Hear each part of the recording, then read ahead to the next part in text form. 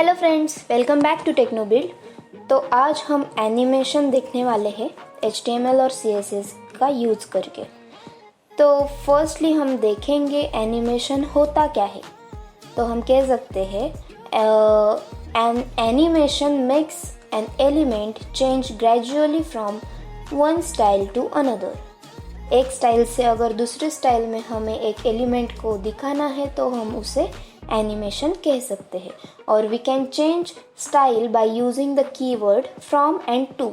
अगर दो पोजीशन में है तो starting point and ending point को हम फ्रॉम एंड टू से डिनोट कर सकते हैं और उसको हम परसेंटेज वाइज भी लिख सकते हैं, जैसे कि 0% स्टार्ट होता है और 100% complete. You can also specify the changes in percentage 0, 25, 50, 75, 100 ऐसे हम स्पेसिफाई कर सकते हैं। By using percentage you can add as many styles as you can. 0% specify the start of animation and 100% specify its completion. तो हम ये 0, 10, 20 ऐसे भी लिख सकते हैं और 20, 40, 60 ऐसे भी लिख सकते हैं। तो चलिए हम ट्राई करके देखते हैं बाय यूजिंग HTML प्रोग्राम। तो यहाँ पे VS कोड में एक फाइल मैंने क्रिएट करी है जहाँ पे डॉक टाइप और यहाँ पे हेड टैग में टाइटल लिखेंगे। टाइटल को नाम दे दिया है HTML एनिमेशन और उसके बाद हम बॉडी टैग लिखेंगे। बॉडी टैग में फ़िलहाल तो हमें लिखने को कुछ नहीं है, पर एक डिव टैग हम उधर क्रिएट करके रखेंगे और उस डिव टैग को हमें स्टाइल देना है बाय यूजिंग CSS। और ये हमारा इंटरनल CSS है, इसीलिए हम उसी प्रोग्राम में हेड टैग में स्टाइल टैग डालकर लिख सकते हैं। तो यहाँ पे स्टाइल टैग में हमें डिवीजन को, हमारे डिव टैग को देना है कुछ विड्थ, हाइट। हम क्या करने वाले, एक बॉक्स क्रिएट करने वाले और उस बॉक्स की हाइट विड्थ लिख रहे हैं यहाँ पे 100 पिक्सल px। ओके, तो यहाँ पे उसकी पोजीशन रहेगी रिलेटिव।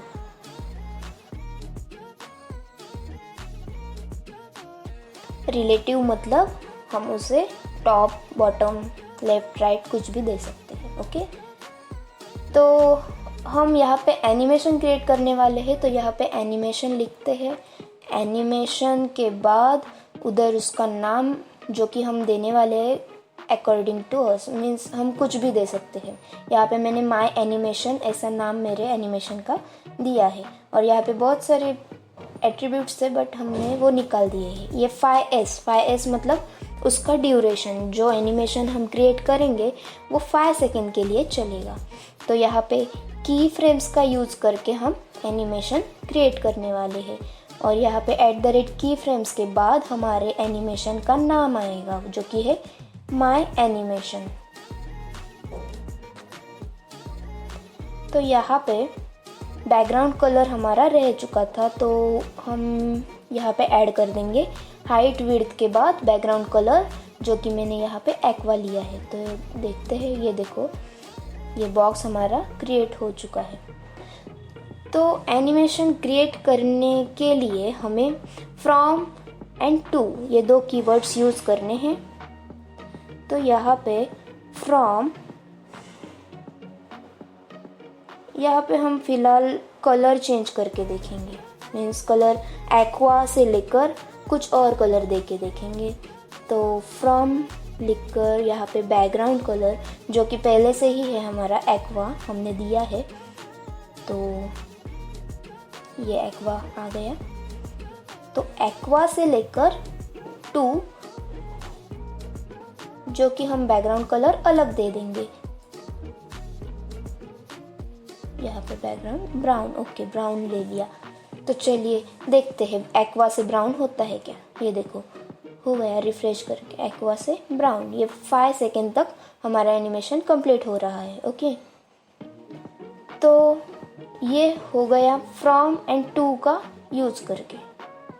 पर अगर हमें उस बॉक्स की पोजीशन चेंज करनी है, पोजीशन मतलब जो एक ही जगह पे रहकर कलर चेंज हो रहा है, उसके बजाय हमें उस बॉक्स की पोजीशन चेंज करनी होगी, तो हमें क्या करना है, टॉप और लेफ़्ट इनको हमें वैल्यूज़ देना है। जहाँ हमने टॉप और लेफ़्ट की वैल्यू 0 पिक्सल दी है, मतलब जो कि जहाँ पे हमारा बॉक्स पहले से ही है, और टॉप 0 पे रहेगा और लेफ़्ट को हमें थोड़ा सा उसको आगे की तरफ लाना है, मतलब 200 पिक्सल समझ लो। तो देखते हैं, ये देखो 200 पिक्सल वो लेफ़्ट से आगे आ रहा है। तो यहाँ पे पोजीशन चेंज हो चुकी है। और जहाँ हमने फ्रॉम एंड टू का यूज़ करा है, तो उसके जगह हम परसेंटेज भी ऐड कर सकते हैं। जैसे कि हमने पहले बताया था कि 0 से स्टार्ट होता है और 100 पे ख़त्म होता है। तो यहाँ पे 0 और 100 ये भी लिखेंगे, तब भी एनिमेशन हमारा वही रहेगा।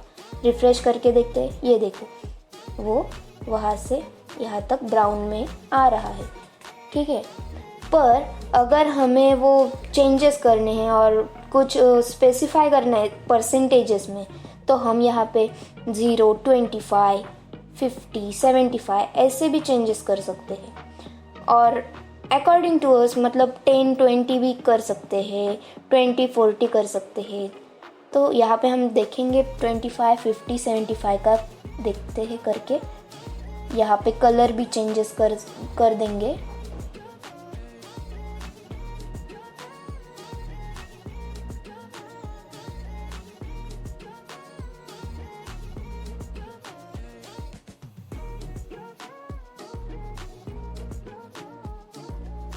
इसके बाद हमें टॉप और लेफ़्ट की वैल्यूज़ चेंज करनी होगी, पर फिलहाल देखते हैं हमारे कलर चेंजेस हो रहे हैं या नहीं। तो यहाँ पे क्या होगा, जो फर्स्टली 3 परसेंटेजेस लिखे हैं ना हमने, वो उसी पोजीशन पे है, मतलब हमने कॉपी पेस्ट किया था इसीलिए वो वही रह रहा है, और लास्ट की जो है वो पोजीशन चेंज हो रही है।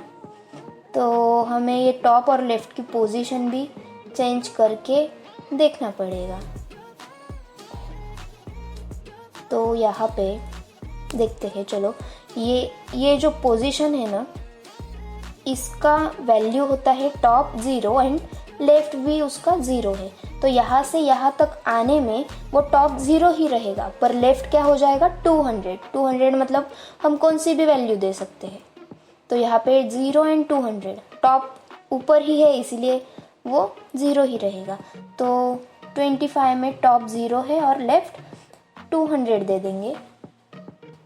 तो क्या होगा, वो स्टार्टिंग की पोजीशन से लेकर आगे आ जाएगा और फिर से पीछे आ जाएगा, क्योंकि नीचे की वैल्यूज़ हमने चेंज नहीं करे हैं इसीलिए।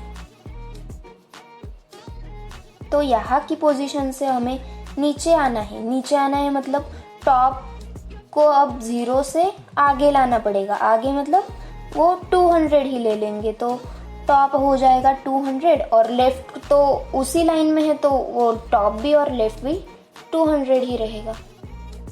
ओके, तो चलिए देखते हैं ये रन होता है या नहीं। तो ये स्टार्टिंग की पोजीशन से आगे, आगे से नीचे, बस आगे तो हमने कुछ करा नहीं है, ठीक है, यहाँ तक सही है। तो उसके बाद इस पोजीशन से हमें लाना है इस पोजीशन पे। इस पोजीशन पे लेफ़्ट की वैल्यू क्या हो जाएगी, 0 हो जाएगी, क्योंकि वो लेफ़्ट को है, और टॉप की वैल्यू 200 ही रहेगी, क्योंकि उसी लाइन में हमें बॉक्स को ले जाना है। तो टॉप हो जाएगा 200 और लेफ़्ट 0। तो ये देखो वो यहाँ तक आ रहा है, नीचे और फिर लेफ़्ट।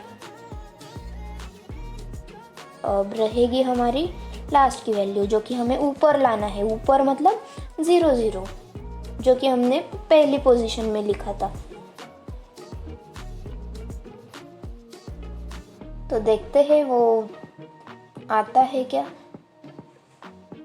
ये देखो, ये लास्ट तक में स्टार्टिंग पोजीशन पे वो एनिमेशन एंड हो रहा है, ठीक है। तो अगर हम 5s के बाद इनफाइनाइट वर्ड का यूज़ करेंगे, तो वो क्या हो जाएगा, हमारा जो एनिमेशन है वो लूप में चला जाएगा। लूप में मतलब वो स्टॉप ही नहीं होगा।